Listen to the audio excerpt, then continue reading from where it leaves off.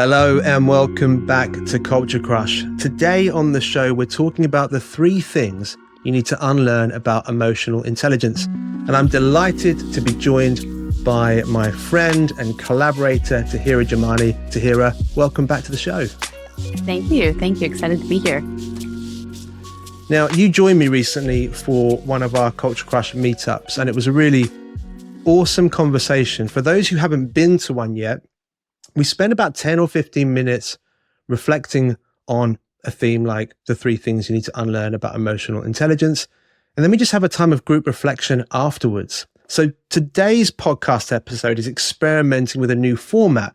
Because if you come to the meetups, we don't record them. You've got to be in the conversation if you want to be in the conversation.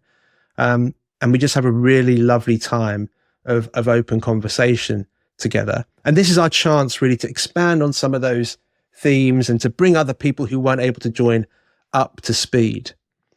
Now, I want to start today's episode with some questions kind of associated with this idea of emotional intelligence, because I want you, if you're watching or listening, I want you to engage with what we're talking about at a slightly deeper level. So these are just kind of prompts, cues to carry you through. Number 1, think about how emotions show up in your body. How does anger feel? How does fear feel? How does happiness feel? And where does it show up? But more to the point, as you're listening to our conversation, what do you emotionally respond to? Not what your brain's saying, but what's your body telling you about this conversation? The second thing, are there emotions that you fail to express sometimes? Are there things that you don't show much of anymore? And do you think that's a good or a bad thing? And we're living in a pretty complicated world at the moment. And so I'd like you to think about what negative emotions are showing up regularly around you and for yourself. But I know that you had a question as well, Tahira, because as we were planning this session together, there was something that you wanted to ask as well. So go ahead. Yeah, the other piece that's really interesting that most people don't think about is how was emotion dealt with at home when you were growing up? As a little kiddo, were there emotions that you were told to stop or mask or, I guess more so stop, because that is how we grow up and that's the conditioning that we grow up with, and that becomes so ingrained in us as adults. And it's not one of those pieces that we ever stop to reflect on to see why do I manage my emotions the way I do, or lack of managing them. That's it. And you actually said something to me that was really interesting the other day about, when you see a news report, right, and somebody's in a highly emotional situation and they say something like, "I'm sorry, but I don't want to cry." And there's a real sense of stepping away from expressing those emotions in that way. And you said to me that crying is an emotion that we're so used to repressing it. We're so used to shutting it down. And yet we sort of live in a space where everybody thinks they're really good at empathy and emotional intelligence. Probably not an easy answer to this question, but why do we do that? Yeah, so crying specifically is more of a release to an emotion, right? People cry when they're either sad or angry or confused, scared. There's a lot of emotions that are above that, not even above it, but just I guess the root of it rather. So crying is the release of it. And it's become conditioned that it's this thing that we need to be shameful of, or that crying is bad, right? How often we see in a show, "Oh, I'm sorry, I'm sorry, I don't want to cry," right? We're kind of patting our face or we're avoiding it. In females, it's seen as too much typically. And usually with males, it's seen as weak. Men shouldn't be showing that emotion or crying, and that you need to be strong and hold it in. Whereas it's actually the opposite, in that leaning into the emotions is courage. And that's something we'll get into. But it's interesting how that has become so conditioned and follows us now into our adult life, and how we navigate every situation is that we keep it in, we keep it bottled in. Yeah. And it just is a neutral thing. We just get wrapped up in the story or the judgment of it, rather than it just being the sky's blue. Okay. And, Yeah. Yeah. Yeah. People, it's okay to cry, right? I got an email today and I had a little cry about it. It was a good email. And I was reading it to my wife actually. And because I was proud of it. I won't talk about it now because it said some nice things about me. But I was reading it to my wife, and I've been working really, really hard to build Anthem and to build Culture Crush. And as a founder, it's a tough old road. And so when I kind of receive this validation and when I read it myself, I'm kind of fine. But as soon as I read it out loud to somebody else, man, I was choked. And eventually I had to hand her the phone. So I didn't, because I wasn't going to make it. But it's interesting that people say things like, people apologize. People, like you said, people say, "Oh, I'm so sorry. I don't want to cry." Like people are like apologizing for that release, which is kind of a strange human dynamic that we're living in. But also, me wanting to hand the phone because I didn't want to cry, right? And I consider myself pretty emotionally intelligent, pretty emotionally astute. I'm sensitive. I'm sort of at peace with who I am in that sense. And still, I'd rather hand the phone to my wife than to shed a couple of tears for myself. And I probably need that, right? I'm probably not doing the thing that I need to do. My body is telling me, ask that question before, how do emotions show up in your body? My body's telling me that I need to shed a few tears, and yet I step away from that. Yeah. Now, this is a lovely conversation that we're sort of enjoying. And I want, if you're listening, watching, do hold some of those questions. Do hold some of those questions as you make our way through the rest of the episode. Because we don't just want to challenge some of these myths about emotional intelligence at a kind of an academic level. We want to do some life-changing stuff here. Now, it's not going to be that way for everybody. Some people will listen and go, "Oh, that's interesting." But there are going to be some people who listen to this, and it's going to change the way they approach their work tomorrow. It's going to change the way they approach their partner or their children tomorrow. And if you're looking for those kind of solutions or open to those kind of changes and transformations, this episode really is for you. Now, 3 things you need to unlearn about emotional intelligence. As I said, we had a meetup recently, great conversation. And I'm very pleased to be talking through these 3 things with you again. So, and there's lots to cover here. So why don't you take us through the first one and we'll see how things go. Yeah, absolutely. So the first one is ignoring your emotions. That's a myth about emotional intelligence, that when you become emotionally intelligent or you learn about emotional intelligence, it's actually about ignoring your emotions. And I just want to maybe preface this with also sharing that, I've been doing this work for 5 to 6 years now and worked with many different types of organizations. I specialize in emotional intelligence and mindfulness, and have been working with high performers, with teams, with individuals who are really leading change and trying to do better for themselves and for their workplace. And so the first piece is this piece around that emotional intelligence is actually about ignoring your emotions, because it's about others' emotions. It's about, understanding others' emotions only and not having yours in the mix. And the interesting part about this is, for example, one of my clients, she works at a retirement home. And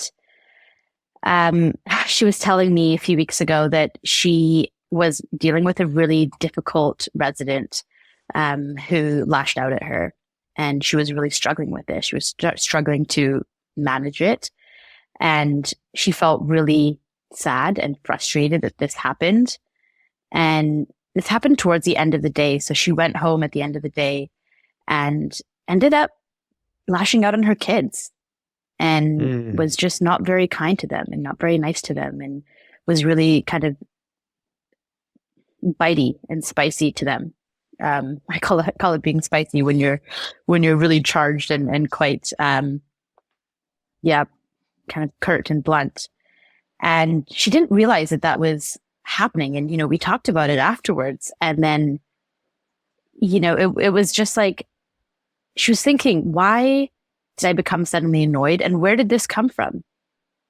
Right? She didn't realize that she had taken it out on her kids in a way that was just not helpful, right? Like her kids didn't do anything to her. So that's where it's important to recognize that this is about your emotions first, because you are part of every interaction, and there's that emotion map that we had gone through around where emotions show up in your body. And if you're not aware of how emotions show up in your body or where they're coming up, because there's actual scientific research around how emotions map on the body.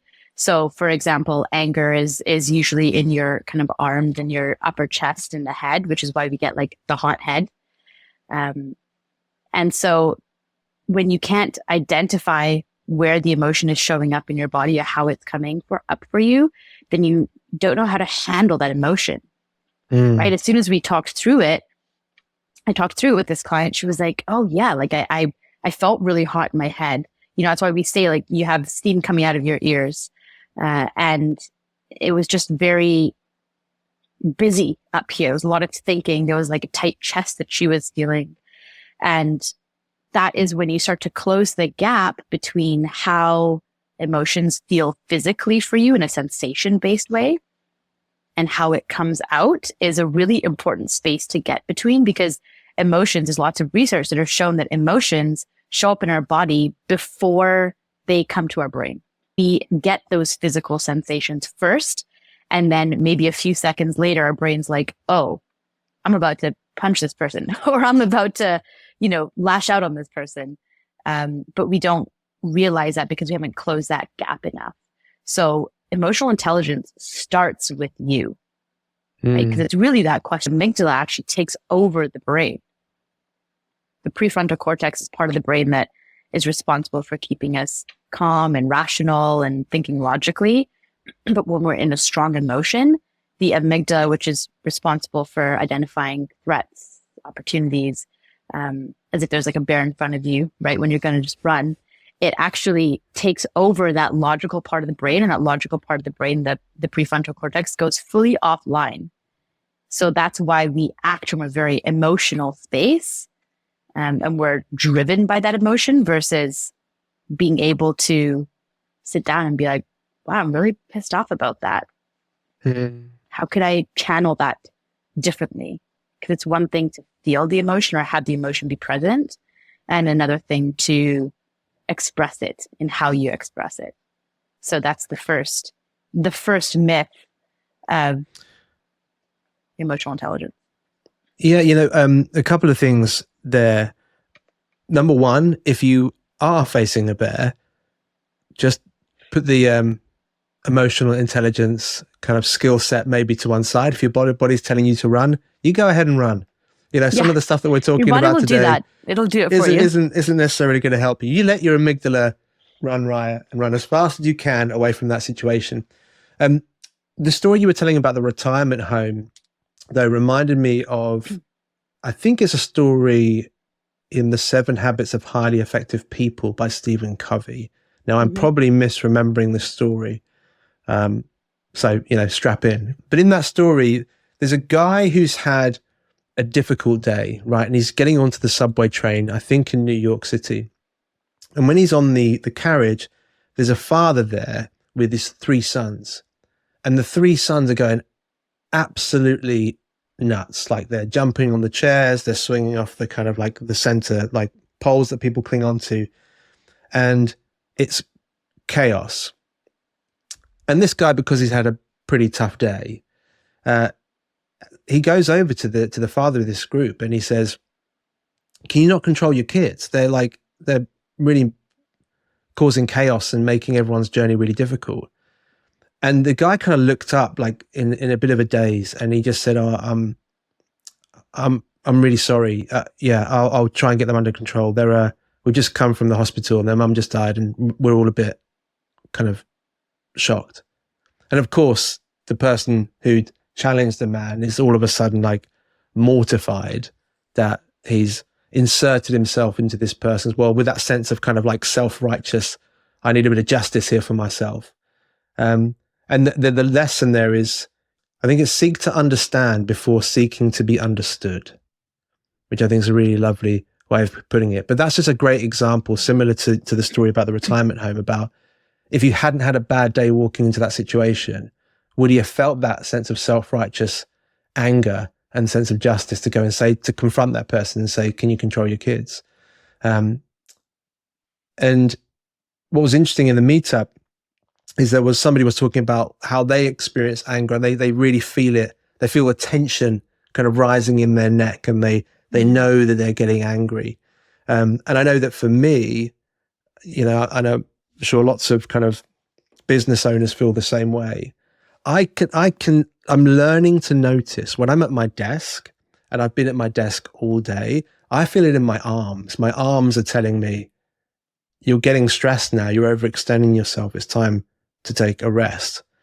And by the time that's caught up with my brain and I've kind of noticed the signal, I'm stressed by that point, right? Mm-hmm. What I need to do is get better at noticing when am I feeling that tension in my arms as a signal for me to go, right, do you know what? The wheels aren't going to fall off my life if I step away from the desk for half an hour here. Just go and sit on the sofa and watch an episode of Judge Judy or something. You know what I mean? Yeah. What would be your Judge TV Judy. show choice if you had to step away for a minute? If I had to step away for a minute, I've really been into Rhythm and Flow. The rap reality show. I've been into that. Yeah. You were supposed to say the Culture Crush back catalogue, but maybe next That's what time. I actually mean. That's what I actually mean. Yeah, or podcast. Or podcast. Been into a lot of podcasts. So ignoring your emotions, myth busted. Next one, it makes you soft. Tell us about that. Mm-hmm. Can't tell you how many times I've heard this one, that emotional intelligence will make me soft, make me fluffy. It's too woo-woo. And it's actually the complete opposite. It makes you courageous. It makes you more confident because of even just what we talked about in the beginning, that we try and shy away from our emotions. Because actually turning towards your emotions is the courageous thing. That is the hard thing to do. And then being able to manage them and navigate with it is really life-changing, to be honest. Like, that's the stuff that you can't buy. Like, it is, once you learn some of these tools, it never goes away. So, for example, one of my clients was really struggling. He was a first-time manager, working at a big bank. It was New York based, and he was really struggling with one very difficult employee who was just not performing, not respecting him. And like I said, he was first time manager. So he's kind of learning the ropes, and he felt really nervous around this employee because this employee would challenge him. And I asked him why he hadn't had a direct conversation with this person on his team. And it came out that he was super anxious. He was just so anxious about it. Like, he would choke up. He would choke up in meetings as well too. But with this employee specifically, he got that pit in his stomach and his chest would get tight. And he felt really, really anxious about confronting, right? Or having a difficult conversation, which is something that all leaders need to have. Most people need to have, but we don't have. And so we worked through the piece of how to feel uncomfortable. That's really what it is. And that comes to emotional immaturity, right? Of like dealing with how you handle the stuff that doesn't feel good. And he would turn away from that situation, right? He would avoid it. And so once we worked through the how to actually feel that sticky, uncomfortable feeling, it's like how we talk about feel the fear and do it anyways, right? It's not about ignoring the fear. It's like, it's actually feeling that fear. And emotions only last for 90 seconds. So if you hang in there for 90 seconds, you feel the fear, you feel the discomfort. Again, that's a skill we haven't been taught how to do. then you can have that hard conversation. So he was able to have that difficult conversation with the employee, talk about the performance challenges, understand a little bit more about what the employee was navigating, and what he was going through. And they were able to have a good, solid conversation, and the employee, fell in line, performance improved, and they had a better, more connected relationship moving forward. The employee just needed direction. He needed to know that his concerns were heard.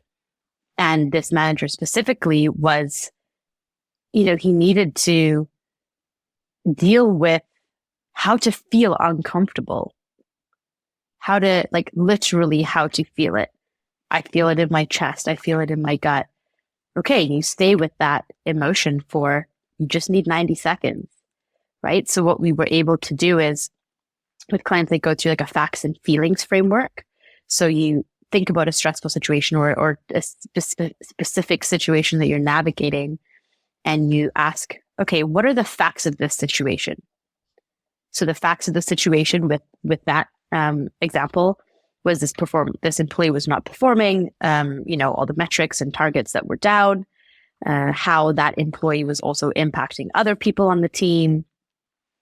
And then we come to the feelings part of the manager felt anxious about it, felt it in his body. We went through all those kind of pieces. He felt nervous, was worried. And so you can see how the feelings were getting in the way of him navigating or just handling the situation. And that's usually it. When you think about a really good, if you think about a really good leader or manager that you've had, do they shy away from situations? Do they handle it, like a boss, or however you say it? You just handle the situation, you take control of it and you manage it. But if your emotions are in the way, then you can't do that. So it doesn't make you soft. It makes you more courageous. It makes you not be a pushover, right? By addressing how you feel so that you can not move the emotions out of the way, but deal with them and then move through, because you got 90 seconds with the emotion. Technically, it's just that we get caught up in the story that we tell ourselves around it, right? And then you can go forward and do what you need to do. So that's another really big myth, that it makes you soft, but it's the opposite. It makes you courageous. It makes you more confident. Compassion brings confidence. And that's something that's very deeply overlooked. I think this is a really crucial thing that I said at the beginning, if we're here to impact some lives, right? We're here to change a few things for some people.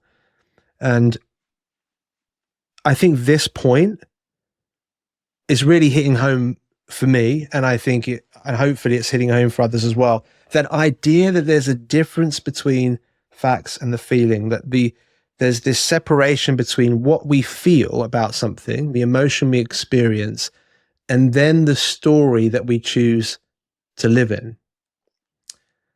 And that is kind of tricky to get your head around in one sense, but it's also really, really profound. And I want to encourage people that if you've got a presentation coming up at work, or you've got a difficult conversation that you're going to have with a member of your team, and perhaps you're avoiding it, just lean into that idea of, if I can, as I continue to step away from this thing, am I now stepping away from the emotion, or am I now stepping away from the storyline I'm telling myself about the emotion? What is the thing that you're actually responding to? Because it might be that you've had bad experiences with those kind of conversations in the past, or you've done a presentation and you messed up. If actually, when you're thinking about it, you keep recalling that experience you had, actually, it's probably not the emotion in the driving seat anymore, because it only lasts for 90 seconds. It's probably the past experience. And just because that happened one time doesn't mean it's going to happen next time. And so I think there's a really interesting thing for people to play with mentally there. Are you responding to the emotion, or are you responding to the storyline? And just by separating those two things can that give you a bit more breathing space and a bit more confidence?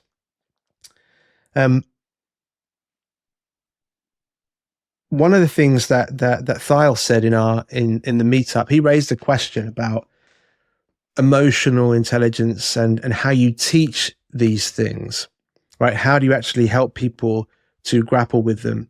And with that, they're seen as soft skills, but really they are practical skills that people can learn. So how do you actually get people over the line of, it's a soft skill, I don't really need it, and actually take them on that journey? Tell us a little bit how you practically addressed the challenge with that client of yours. Like, how did you kind of really unlock the progress for them? How did you teach that thing to them? Mm-hmm. Yeah, absolutely. So specifically with this client, it was noticing. So first we map the emotion on the body, right? So we become aware of it. We go through like the 3-step framework. We go through awareness, action, and amplify. So awareness is, what is the emotion that's coming up? And where are you feeling it in your body, right? So as I was saying, he felt this pit in his stomach, tight chest, and like this lump in his throat. Because when we would think about, in our sessions, we would think about, okay, imagine you're going to have this conversation with this employee, right? We visualize it, go through it. So he would explain how he felt it. And then we talk about specific ways to physically stay with that emotion. So practically, okay, if you're feeling this in your throat, what happens if I'm here with you and you just stay with that in your throat for a few seconds? And it's just like, okay, it's just staying, it's just continuing there. Like you're just being with the emotion. So that's one route of dealing with it from a somatic, like felt sense of actually feeling the emotion. And then the other approach is, okay, so it's in your body. We have to move the emotion, right? If it's a really strong one, then we need to move it. So that would be things like jumping jacks, for example, because emotions are energy in motion. It needs to be moved. Otherwise it gets stuck. It gets lodged there. So maybe we do some jumping jacks. Some exercise is a really good one. Maybe you need to write it out. Be like, I'm frustrated with this employee because, you have to kind of have a release of that. He didn't specifically cry with that, but that like crying could be a release. So that would be me. Is an approach. That would be me. Yeah. Nothing wrong with that. I'd be so useless in that conversation with a difficult employee. I'd be like, oh, I'm so sorry. No. We could get there. And there's also a piece of expressing the emotions. There's like the action kind of in the moment of what you need to do, like a micro practice of, okay, I feel this emotion and I'm going to just stay with it. And then there's the amplify approach of, how can we address this in a routine-based environment, for example? So, what things can you do in the morning that reduce your anxiety or reduce, your frustration, increase your ability to actually handle the emotion? And the other pieces are specifically around this anxiety is also an anger that comes up as well with this, because he felt angry with himself that he couldn't have the conversation, right? He was frustrated about it. So there's different approaches of kind of writing it out. Like anger can also be channeled into a lot of other, techniques. But finding a very physical, practical way to get the emotion out and labeling it. Just labeling, I'm frustrated, I'm angry, and it's going to be okay. Because when we go into those strong emotional spaces, our body is kind of gone into fight or flight, and we don't, like, you're dysregulated. You're like, I don't know if I'm okay here. Am I safe here? Is there a bear in front of me, or is it an employee?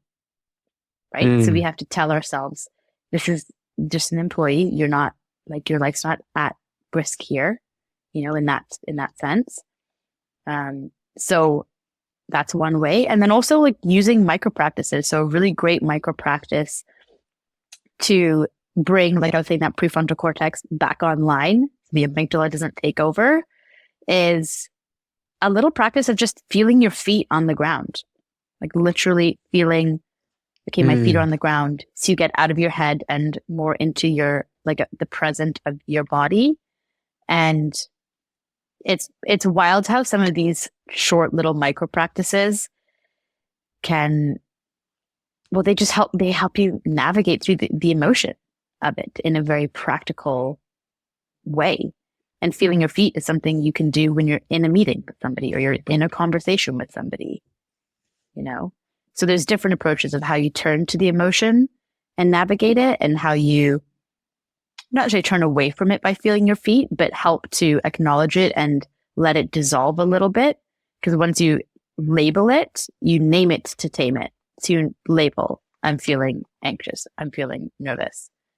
And then it starts to dissolve. So those were a few of the techniques that I used with this client specifically to help him through that situation. So we discussed it in our sessions, and then he put it into action in the actual conversation to have the conversation in a constructive and graceful and compassionate, but also confident and assertive way.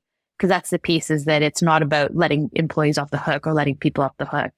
It's about being more assertive and confident in your leadership and how you interact with people and how you connect with others.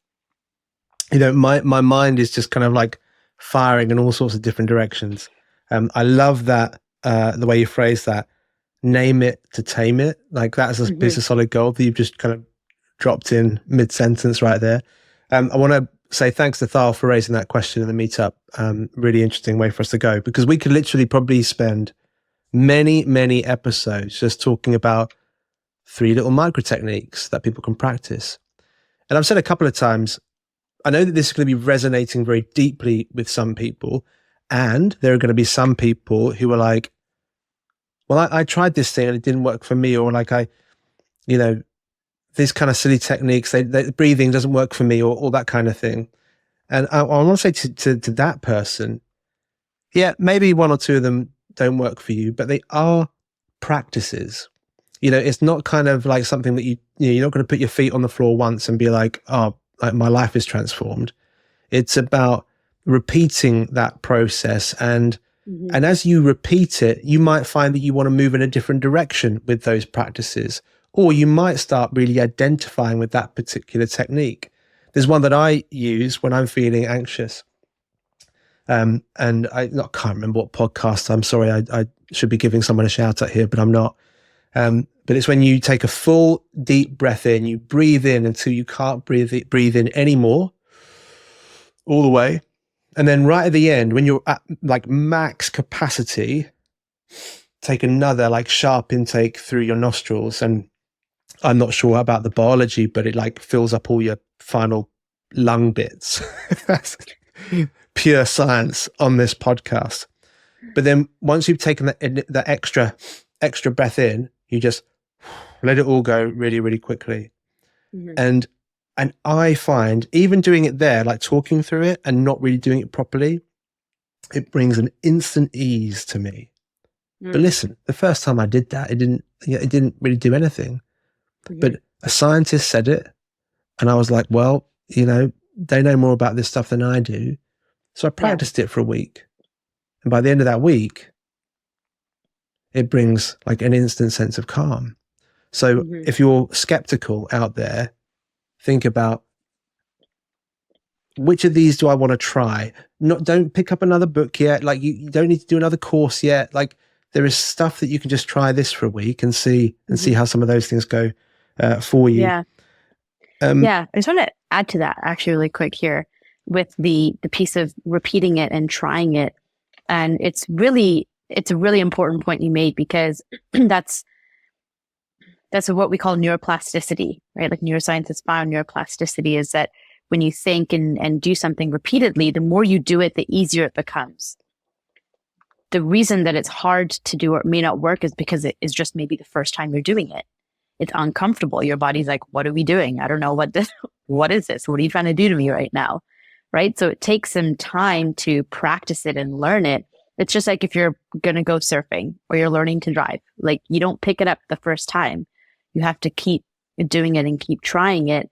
And it's a different way of responding to a situation. So if you are usually anxious in a difficult conversation and you just let yourself get anxious and overthink your way through it, versus maybe take a breath or try one of these techniques, it takes time to rewire your brain so that you're doing something different and trying a different technique that is almost becoming a new habit, if you will. That's how habits are formed and how they're lost, is by doing something over again or doing something less. Right? When you don't do it as much, you forget that habit. It goes away.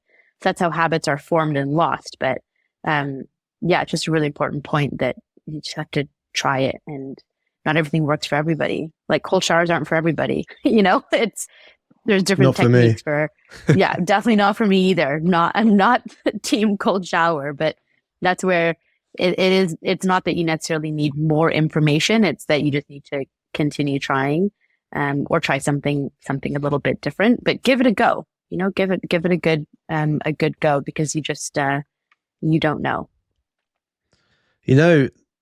What often happens in life is the thing that you say you're not going to do, you then end up doing it like a few years later. Like I'm also not like a plunge pool kind of person. I don't want to do wild swimming. I'm not interested in your cold showers. But there's also another bit of me that's like, but the fact that I don't want to do that is like gravity, and I am falling into, without realizing it, I'm moving towards that black hole of cold showers. And one day I'm going to be doing a podcast about the benefits of wild swimming. That's okay. I mean, there are lots of benefits, and that's okay. We have our phases. We have our times with different practices and techniques and whatnot. So look forward to hearing you talk about it. I wanted to say one more thing on this. Well, two more things actually. And I know that we're sort of dragging this, it makes you softer point out a little bit here, but we're just touching on so much gold, and there's so many great techniques, and this is just a really wonderful, rich conversation. There's something that I started doing when I was probably 17, and I had to do a presentation, and for some reason, which I don't know why I did it, but for some reason, before I stepped into the room to deliver that presentation, I said out loud to myself, I am not afraid to fail. Specifically, what I meant by that was, I'm not afraid to stumble over my words, lose my place, take a moment to pause, to remember where I am. Like, it wasn't like, failure wasn't about like, will I achieve the thing that I'm going in there to achieve? For me, it was about like not looking stupid. And there was something about not just thinking it, but hearing it, saying it and actually hearing it, which engages a different part of your brain. Again, I'm not sure on the science here, but something about saying it and actually hearing it brought that great sense of peace. And I have done that for every public appearance or presentation or a conversation. Not every conversation, that would be ridiculous, but every kind of like on stage thing in some form or another ever since. So that's another thing I'd recommend. And going back to your point about your client who was avoiding that tough conversation, I want to speak to those people right now. If you're avoiding some tricky conversations at work,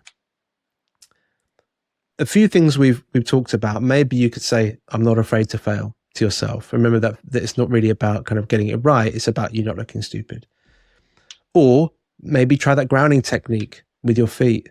You see people doing power stances, right? Like standing in a superhero pose to try and kind of get some confidence back in themselves. Pick something, right? And just over the course of this next week, just keep trying that thing out and just see how the experience of doing that changes for you, your response to the practice itself, and does it change the way you approach those conversations? Are you now able to have the conversation that you've been avoiding? And with that, like I said, I know we've been spending a lot of time on here, and maybe we haven't got lots of time left for the last one, but we talked about ignoring your emotions, because it's about others' emotions. It makes you soft and a pushover. So we covered two things there. And the last one is, I don't need it, but others do. Take us through myth number 3, and then I'll slowly bring us into land. Yeah, I don't need it, but others do. This is an interesting one because we don't often see how we are holding ourselves back. It is really about how we're very quick to to point blame, right? Think about if you're driving down the street and someone cuts you off. A very common reaction is to flip the finger, start swearing, right? We get angry, and it's about the other person. It's not about your response, right? Or your reaction, rather. It's always about other people. What people forget is that we have so much more control than you even think you do. Like, you are only responsible, can only control your thoughts, your actions, your behaviors, your effort, and not other people's, right? So, for example, one of my clients, he was really struggling to get to this future state. He really wanted this promotion. And I call this the PPF framework, where you have the past version of you, present version of you, and the future you. So the past version of him would overthink, right? Get stuck in habits, in patterns of self-doubt. And he really wanted this future version where he was just more confident, more, was able to get this promotion, essentially. And it was really interesting because when we were able to see that your past habits are keeping you stuck, you're kind of going through this loop of overthinking, right? The habits that were keeping him stuck, the self-doubt, keeping him stuck between the past version of him and the present version of him versus the present version of him and moving to the future version of him, where that is his growth zone, right? The past version is your safety zone, your comfort zone. It's not necessarily a bad thing, but you just have to be aware that you're stuck in that space. And for him to get that promotion, he had to have a different sense about him. It wasn't just about the other person choosing him for that role. It was about how he was showing up with his skill. It's not like a technical thing. It's about his confidence, his ability to lead, how he manages fear of becoming that future version of him. It's really all about managing the emotion of what was feeling uncomfortable, what was feeling stuck. Because at the end of the day, whether you get, a promotion, for example, or not, you are in control of how you respond and how you react to that. Right? So I remember he texted me in the evening and was like, just sharing that he had the interview. It felt really kind of unnerving. He thought it went well, but wasn't sure if he misread the situation. And he had said, like, I don't know if I feel like it might not be a good outcome. And part of him felt really sad. His chest was tight. He had that sinking feeling in his gut. And so, we addressed the emotions of, okay, it makes sense because you care about this opportunity. You're excited about the opportunity. And then, we did a little bit of exercise. I got him through to do a bit of exercise. We did the facts and feelings framework. And then, we said, okay, well, control your controllables. Like, what is it that you can control? Your actions, your thoughts, your efforts around this situation. And he went through, some of these steps and put this into play, and then responded back in a couple hours and was like, this was the most in control I felt in a very long time. And usually this would have consumed me for the rest of the evening.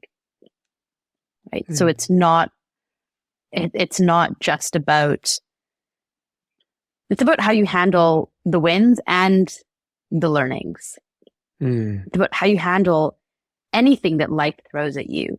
And that's what emotional intelligence really is. It gives you, it is practical frameworks and tools on how to handle the inevitable stress and the stuff that life throws at you. I kind of say it's like when you are driving down the road and you're going to have speed bumps down the road of life, right? There's always going to be speed bumps, some bigger, some smaller than others. And emotional intelligence is like having the shocks in your car that help you just absorb it. And it helps you just get over that speed bump versus flying over the speed bump and flying up and hitting your head on the car, and having a terrible drive. it just like you're gonna go down the road of life anyways. You might as well learn how to make it as smooth and simple as possible for you, because it's not always about other people. It all comes back to you. And this is the same in personal situations too, you know, with family and friends and spouses. This isn't, I know we're talking about a lot of work kind of scenarios here, but these tools translate over into your personal life, in the same way. We just have to be able to apply it there. Mm-hmm. I love that analogy about you're going down the road anyway, and so you might as well kind of build some techniques to help you manage the bumpy ride that you're sometimes going to experience. Mm-hmm. And that kind of takes me to a place of thinking about people's confidence. So in that scenario, it was great that person you're working with was able to apply some techniques to really rebuild their sense of confidence and control after the fact. But of course, with these practices, you can build a sense of confidence and control before you reach those moments as well. And for me, I think a lot of people get caught in a bit of a trap with emotional intelligence. I mean, it's totally on this point about it's about them. It's not about me. But actually, using emotional intelligence to control other people or get the most out of your team, or maybe to convince a family member to do something or buy the new TV they don't want to buy, or whatever it might be. Mm. I don't know why I chose a TV. That kind of makes it sound like I'm trying to convince my wife to buy me a new TV. I'm not, by the way. But as I said, we sometimes arrive at these points down the road. So just like a cold shower, I'm going to get a new TV. But my point is that we can sometimes think, oh, if I get better at emotional intelligence, I can move the chess pieces around me in new ways that are going to benefit me or get me to better outcomes that other people are supporting with. But actually, it's about you having that sense of confidence and control regardless of the outcome. Mm-hmm. It's not having better emotional intelligence instead of the challenges that I face. Mm-hmm. It's about having confidence and control despite the challenges that I face, so that you can go home at the end of the day, put your head on your pillow and go, I did the best I could there. And I'm going to give myself an attaboy for trying to navigate that as best as I could. Because you're not always going to get the results that you want or need. But you can, I think, develop a sense of peace despite what's going on around you. If you're a business leader, you are going to have to make really shitty decisions sometimes that are really going to hurt some people sometimes. And I'm not saying deploy emotional intelligence so you don't have to feel that stuff. We should feel that stuff. We should have empathy, and we should have, we should make room for those emotions. And at the same time, you do need to find a way to kind of go, I really have genuinely done the best I could. And in tough situation, I've tried to make the best decisions. I've been as transparent and open and honest with people as I can be. And there were still tough calls to make. But I still need to go home to my family at the end of the day and sort of be at peace with that difficult balancing act that we sometimes have to do.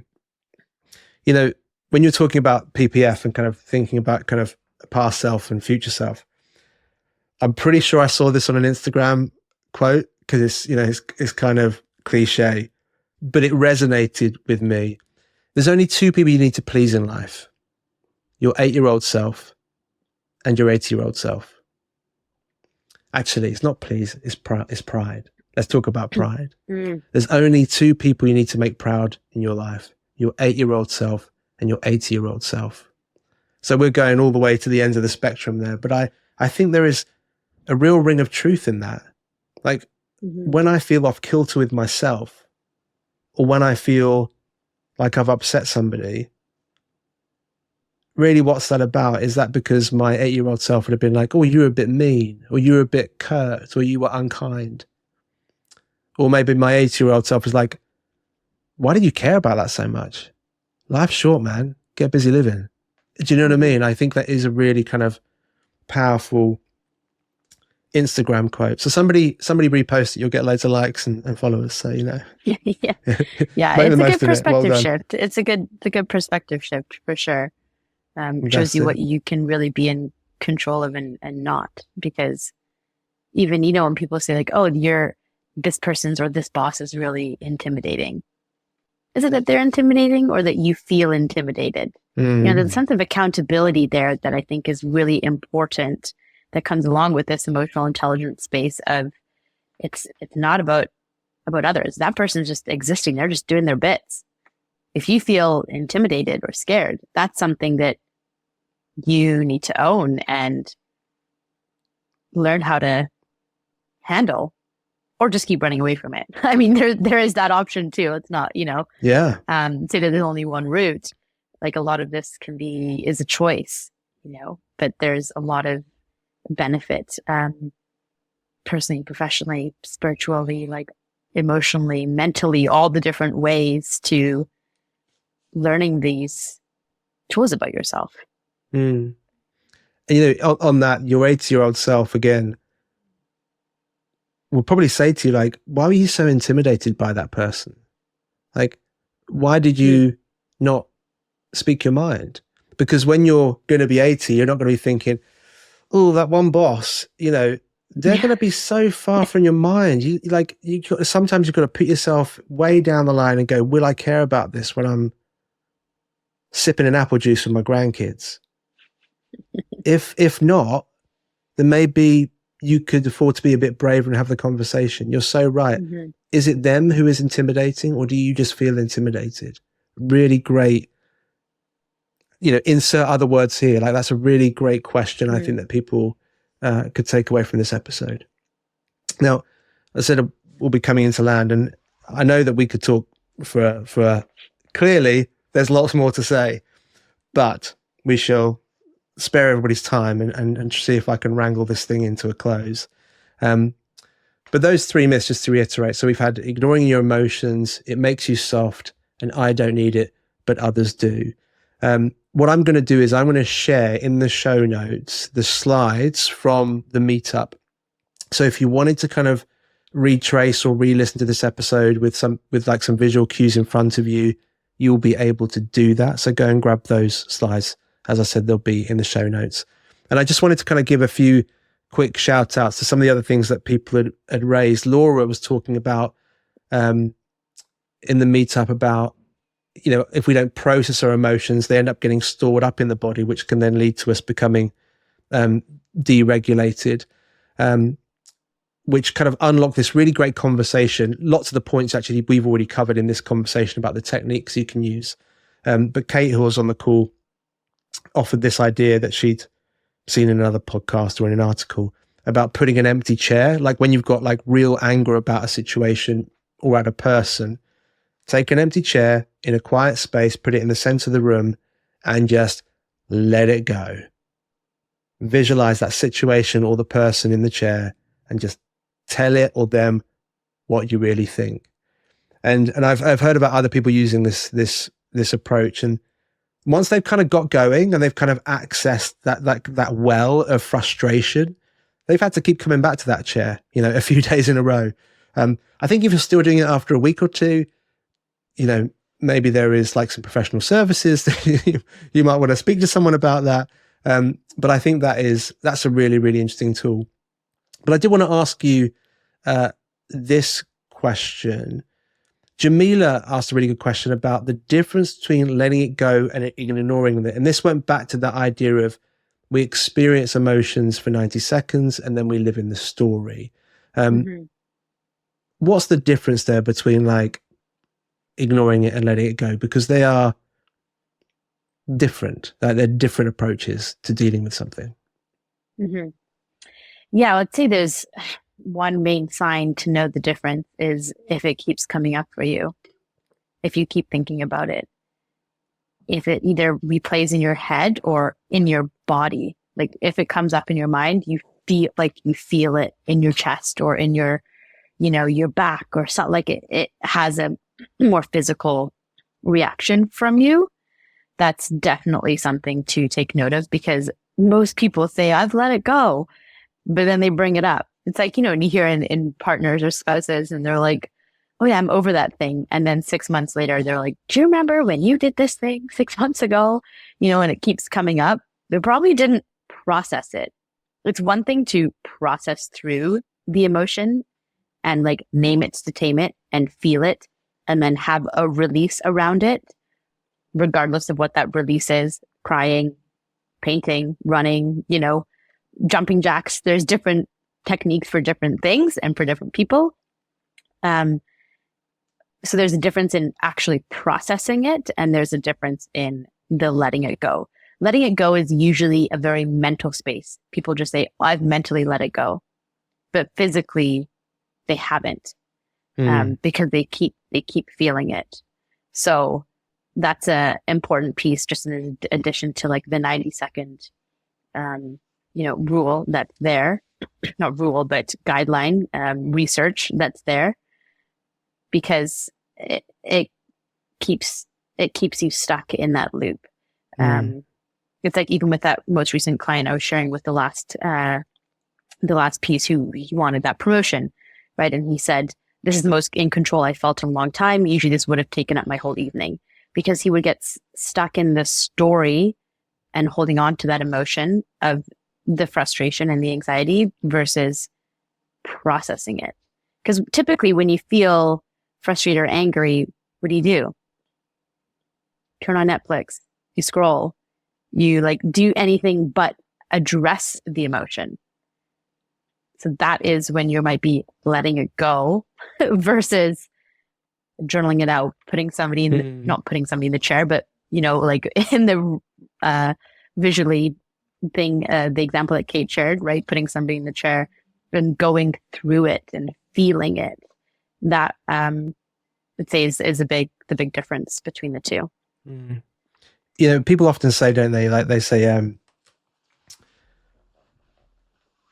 it is what it is, right? And that's kind of, again, that's a mental space. That's kind of you're shrugging off, being like, it is what it is. You're not really processing it. And I love the way you described that about, you know, in a relationship with somebody, friend, partner, whatever, boss, you know, when that thing keeps coming up, the thing that you did 6 months ago keeps coming up, you're having that kind of dialogue with yourself all the time. So if those emotions, they keep coming up, maybe the letting it go, or it is what it is, isn't working. Actually, what techniques can you start to deploy to start to really engage with it, recognize it, and start to process it? And as you said, how can you name it to tame it? Tahira, we really could talk for a lot longer, but it's been such a wonderful conversation. Thank you so much for joining me for the meetup, and just for the super rich conversation we've been having now. This, I'm positive, won't be our last conversation, but thanks for joining me. It's been a great conversation. Yeah, thank you for having me. And that's a wrap for today's episode of Culture Crush. If you've enjoyed your time with us, please do your thing and like and subscribe wherever you're listening from. And if you're a Culture First leader, visit anthem.oo and come and join us for the next meetup. It would be great to see you there.